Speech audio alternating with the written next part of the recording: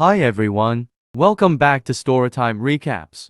In this video, I'm going to recap one of the film from 2021, The Retaliators.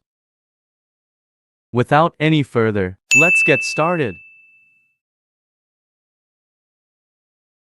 The movie opens with two friends traveling by car in New Jersey and attempting to use the road map to find their route.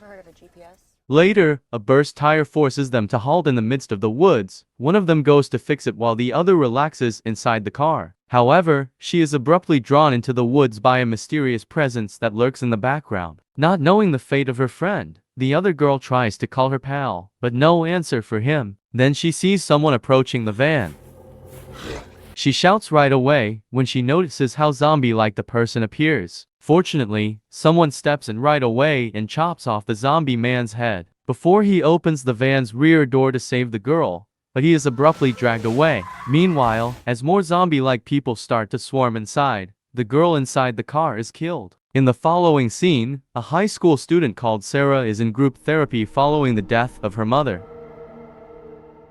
In the meantime, her father John, the man from the previous scene, is waiting for her outside. John is a pastor who has two children, Sarah and Rebecca. The family is quite close, although John is a little too protective. Later that day, when they go shopping for a Christmas tree, Sarah gripes that John is too rigid and she never goes to parties, but John dismisses her and goes back to shopping.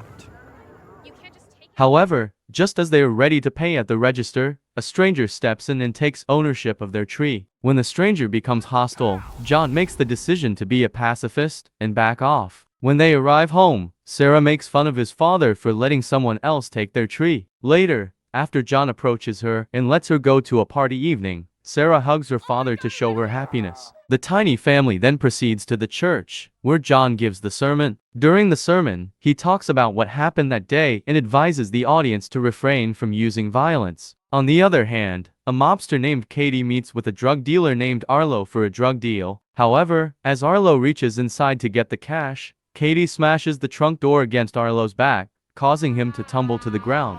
After that, he smashes Arlo's already fractured leg and presses his lips over the car's exhaust, making the drug dealer breathe in fumes. Back to the sermon, Sarah bids her father farewell before heading the party. After that, Sarah pulls into a gas station to fill up her father's car, and we can see that Katie is also there. During this process, Sarah hears a man shouting from inside her car, "It's Katie Trunk." Fearing that Sarah will call the police, Katie tries to catch her, so Sarah hides inside her car and leaves, but Katie follows. In her panic, Sarah calls her father to let him know what's happening and where she is. Sadly, Katie is able to pass her, causing her to crash by the side of the road. Without any delay, Katie gets out of the car, zip-ties Sarah's hands to the steering wheel, and then forces the car into the nearby lake. Later, John rushes to the site, but by the time he gets there, Sarah is gone. The pastor is devastated and goes into a tailspin. After the funeral, a detective named Jed visits John and his family. He assures John that this was not an instance of road rage because Sarah was discovered with her hands zip-tied to the steering wheel, and he swears to the grieving John that he will track down the person responsible. As this is happening, Katie calls his brother Vic to let him know how much cash and drugs he currently has on hand. The brothers were so excited that they decided to meet the next day. While on a mission, Detective Jed visits the petrol station where Sarah was last night and requests to view the security tape. After spending hours watching the video, he finds Katie's registration plate there. Later on, a police officer can be seen stopping Katie for a traffic run. The officer exits the car, but before Katie can speak, the unidentified cop gives her an anesthetic injection. Vic, Katie's brother, is expecting for Katie to arrive that evening, but he never appears. Vic is naturally perplexed and informs Otto, his boss, of this. Upon learning of Katie's absence, Otto gets angry because of the high value of the narcotics and cash that Katie holds. After telling Vic that the drug dealer always includes a tracker in their product, the leader sends his goons on a manhunt for Katie. It comes out that Katie is being held captive in an underground facility deep inside the woods, where he gets a very good lesson. He is being repeatedly electrocuted and informed that his name is now number 21. At the same time, the drug gang starts searching for Katie inside a drug den, beating up everyone connected to him. It is there that they locate a man who keeps Katie tracker and finds his whereabouts on the map. The following morning, John approaches his youngest daughter, Rebecca, and offers her a bracelet as a comfort present. When the small girl refuses to accept it, John puts the bracelet in his pocket. After that, John gets to the bar to see Jed, the detective, who starts by assuring John that he is prepared to give him the same chance that was given to him years ago. He then shares a story with John from 10 years ago about Quinn Brady, a famous rapist who would name his victims, torture them, and then kill them. As a young detective, Jed led the investigation and caught the rapist, although he was eventually given early release. Jed is unhappy by the choice, and he is aware that there is nothing he can do about it. Unbelievable. Even worse, Quinn Brady's first act after being freed was to get revenge by killing Jed's pregnant wife in a horrible manner while Jed was at work. He is sharing this story to show John that he understands the pain of losing a loved one to another person, and that he is aware of the steps that may be taken to ease the pain. John is also informed by Jed that Quinn was eventually caught, but not by the police. Jed then abruptly asks John if he would want to spend a minute alone with a man, in order to exact revenge for the death of his daughter. It turns out that Jed was the one who abducted Katie. John accepts, and they take a car up to the detective's home in the woods, where Jed erected a remote cottage. As they make their way down to the hidden basement lair, Katie is restrained to the wall. Radar. Jed tells the pastor that this person is guilty by outlining all the information he has discovered and instructs John to begin attacking the man in order to deal with his loss. According to Jed, since he did the same thing to Quinn Brady to help him get over the loss of his wife, and it was successful, John should follow suit. After he instructs him to choose a weapon, John picks up an ice pick and approaches the man. All because of him. He starts putting it in his ear, but quickly pauses since he lacks the courage to murder a man. Jeff reassures John that he only needs to torture the man rather than murder him in order to calm him down. But John is not drawn to any of that and wants to go. Jed is disappointed by this, claiming that he designed the room because of people like him. So he electrocutes John until he faints. Later, when John awakens strapped to a wheelchair in a separate room, Jed proudly shows him another prisoner he's holding in a coffin for a week. This time, it's a man who allegedly sexually assaulted an 83-year-old. Jed actually has a lot more hostages than he initially thought.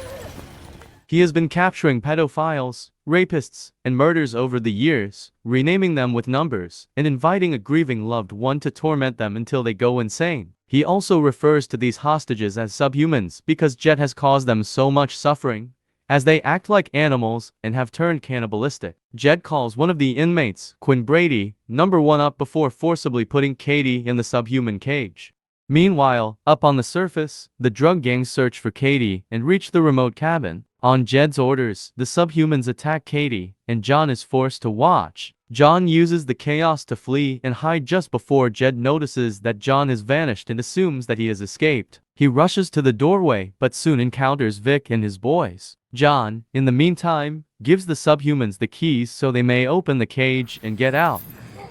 Just in time, as they go down the basement to find Katie, the drug goons are terrified and begin shooting at the subhumans. The subhumans fight back and begin mauling the drug goons. Jed is caught up in this as well, and his own canines mangle him. While they are all distracted, John rushes upstairs and starts searching for the car keys to get out.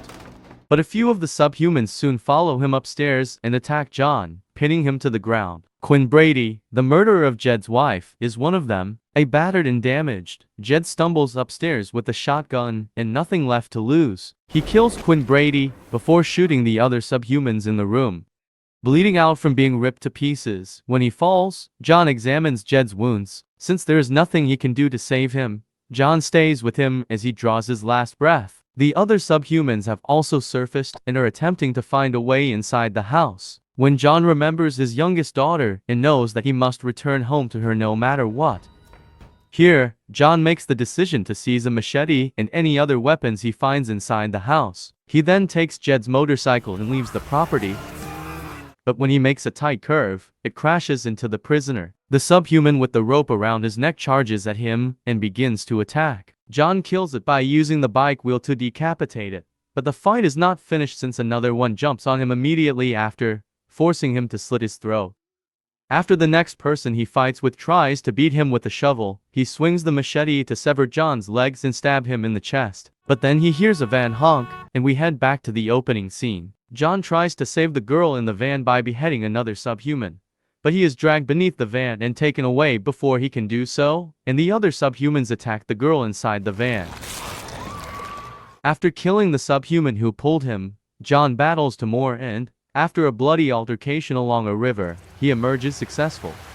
After that, he runs through the woods until he finds an elderly couple living in a farmhouse. Ed, the husband, walks to the barn to shred the Christmas tree, while his wife stays inside drinking coffee. Their dog's unexpected barking. When the wife goes to investigate, she discovers someone tinkering with their truck. Excuse me. When we get close to the person, we find out that Katie is trying to take their truck. As she flees in terror, Katie strangles the woman and pulls her outside in the yard. Her husband tries to help her but is unable to do so. Just as he gets there, Katie throws John through the window and the two men start a fatal fight inside the house.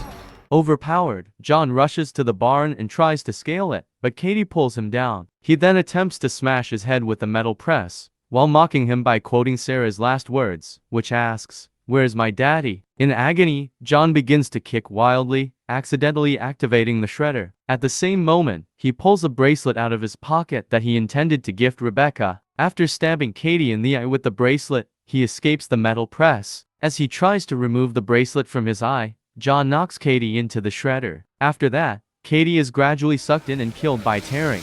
John then picks up the bracelet off the floor. And the following scene shows him going to a grief counseling session which his daughter also used to go. He confides in the group, and they reassure him with their kind words. After some time, he appears to be much better. Throughout the sermon, he reads a passage from the Bible that describes how God is like armor that can help you protect yourself. After the sermon is over, he takes his daughter Rebecca to softball practice. But an adult guy enters the arena and ejects her because he wants to use it. When John notices this, he approaches the man and begs him to stop insulting him. Unlike at the start of the film, John now defends himself and his family. Thanks for watching, and remember to turn on your notifications to watch more movie recaps like this one.